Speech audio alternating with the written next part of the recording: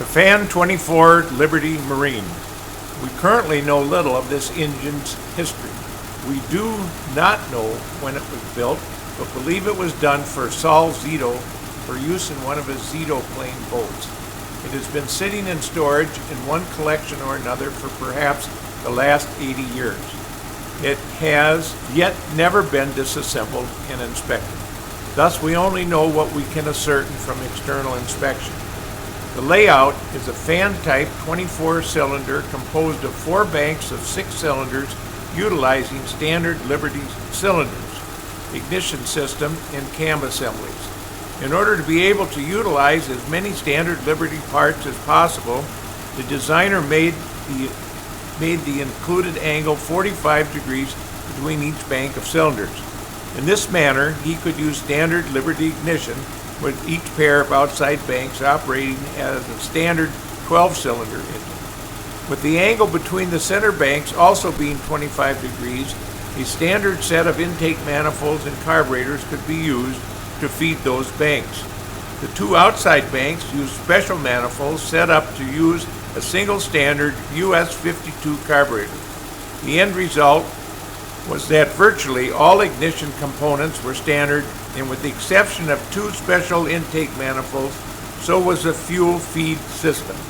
The crankcase, and master link rod assembly systems were of course unique for the engine. On the rear of the engine was a starter driving a double set of step-down gears through a chain and sprocket system.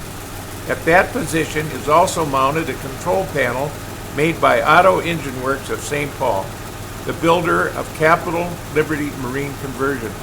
It would have been convenient for the builder to use an available panel. Thus, this does not prove or disprove Capital as a possible builder.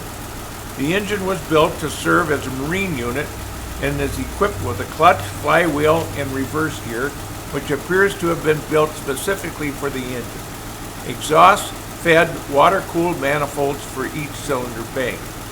Considering the use of standard Liberty components, it would be logical to assume the output of the engine would be about double that for a standard Liberty 12A, about 850 horsepower at 1800 RPM. The author knows of no other production Liberty conversions and doubt that there were any, since they left no trail of attempting any widespread sales through advertising.